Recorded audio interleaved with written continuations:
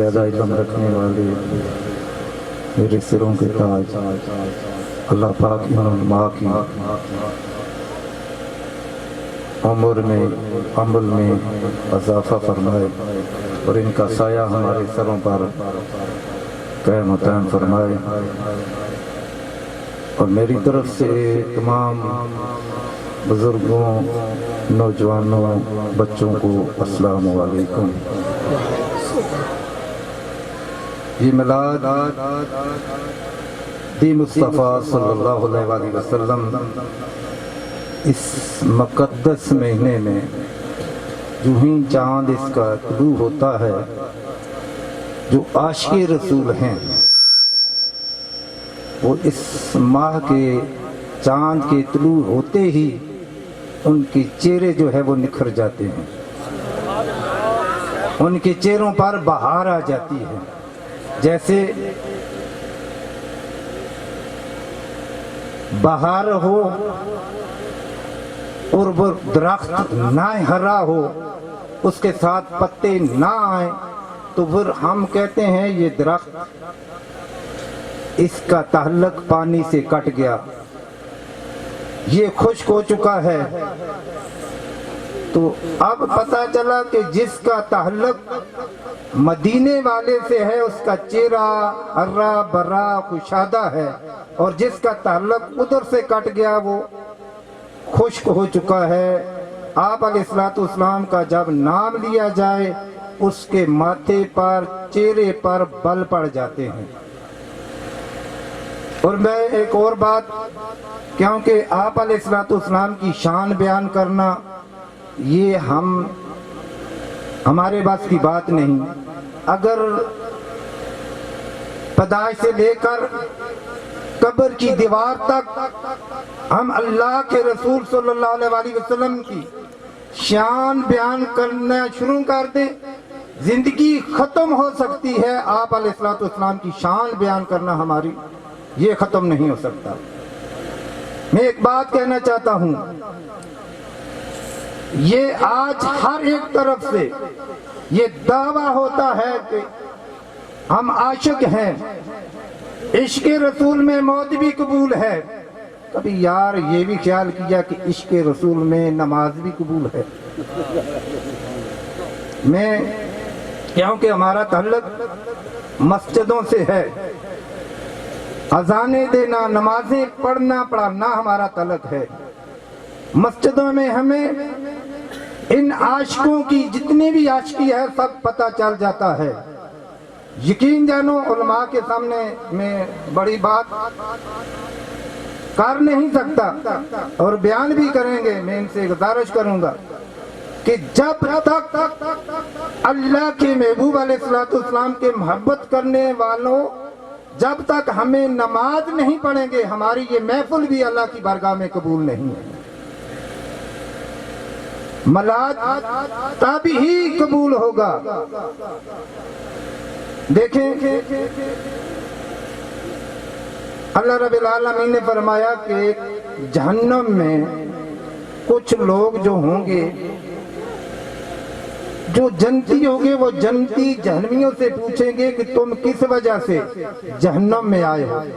وہ کہیں گے اے اللہ کے بندو ہم نماز نہیں پڑھا کرتے تھے۔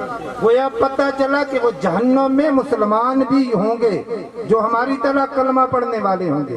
اور یہ یاد رکھو، نماز نہ پڑھنا سنا بھی ہے، پھر سنا دیتے ہوں، نماز نہ پڑھنا گناہ کوئی نہیں ہے، اس نماز چھوڑ دینا کوئی گناہ نہیں ہے۔ ہم کوئی ہو جائیں، خیر مولوی صاحب نے کہہ دیا نماز میں گناہ نہیں ہے،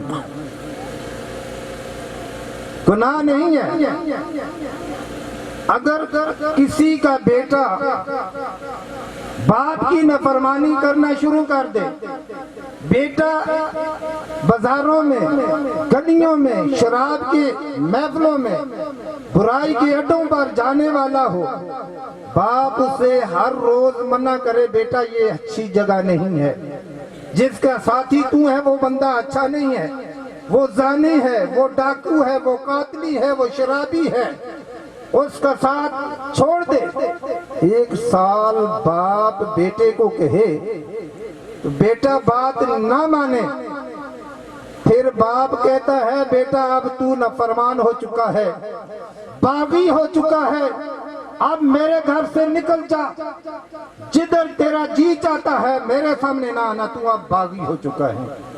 اور دوسرا، جس ملک کے اندر جس کی بادشاہ کی رعا جو ہے وہ باغی ہو جائے، وہ بادشاہ حکم دیتا ہے کہ جہاں کی باغی ملے اسے گولی مار دو، اسے قتل کر دو۔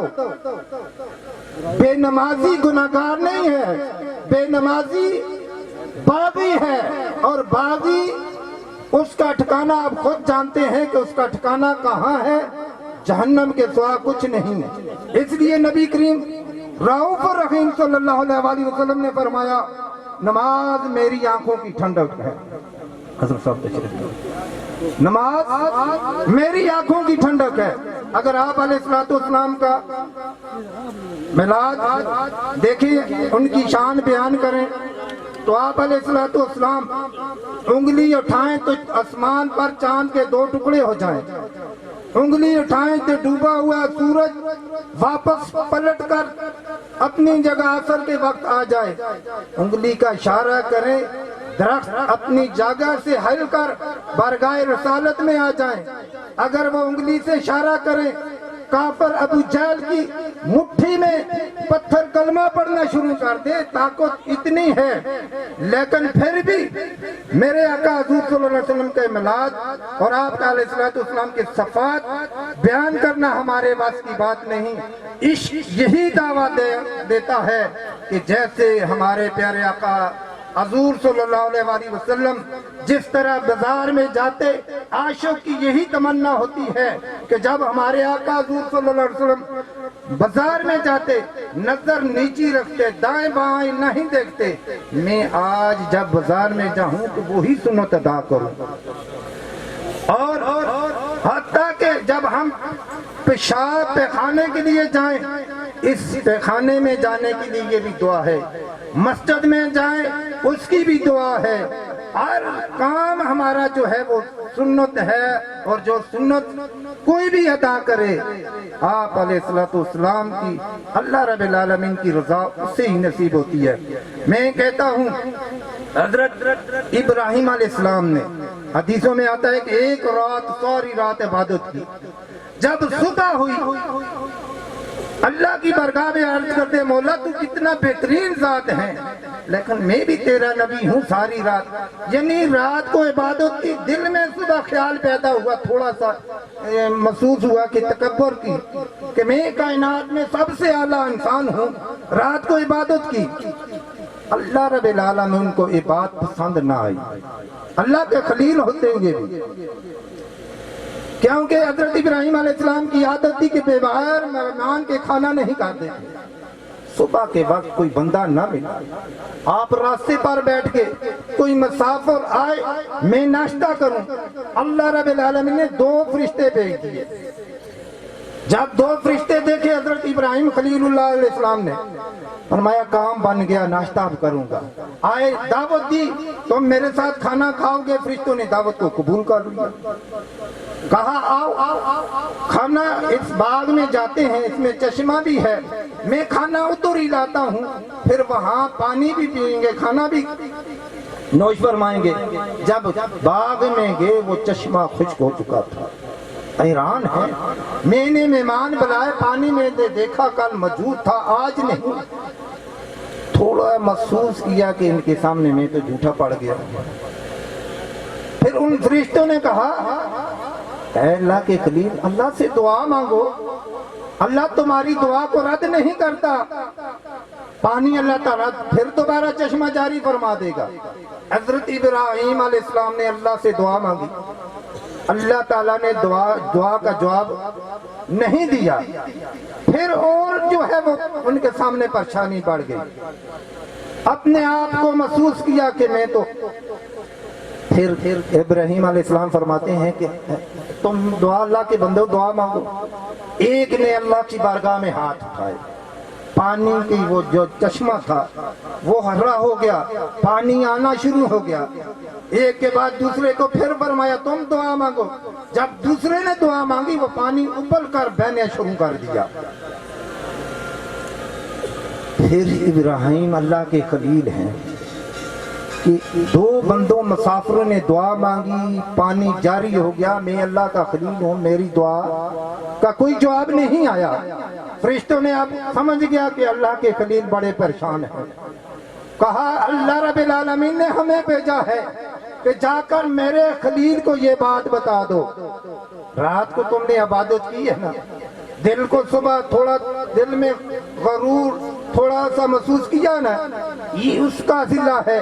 पता चला कि अगर इबादत नमाजें पढ़ के, तिलावत कुरान करके, आज उम्र करके, नमाजें पढ़ के, तहज्जुद की भी नमाजें नफली भी पढ़ के, जब दिल में गरूर आए, वो पता चला कि अल्लाह के हाँ वो कबूल नहीं। अल्लाह के खलील की अगर दुआ कबूल नमाज पढ़ के नहीं होती, दिल में अगर किसी किस्म का आता है तो हम तो गुनाहगार हैं।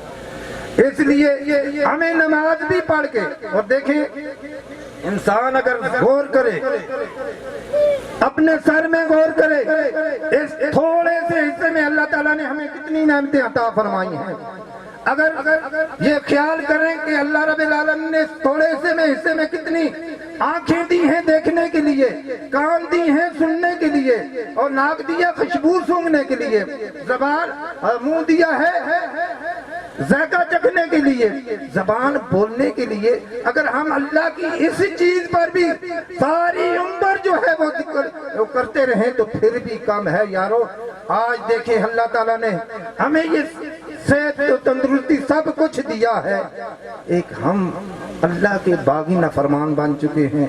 जब अल्लाह रब्बुल आलमीन के घर में 5 वक्त अजान होती है, हमारे यकीन जाने हम देहात के लोग हैं, शहरों में भी सुबह सवेरे जो है वो परिंदा बोलने शुरू हो जाते हैं। हर तरफ से हमारे देहातों में तो ज्यादा आवाजें आती है, कहीं बुलबुल बोल रही होती है, कहीं कौवा बोल रहा होता है, कहीं हर तरफ परिंदों की चू चू का शोर मच रहा होता है।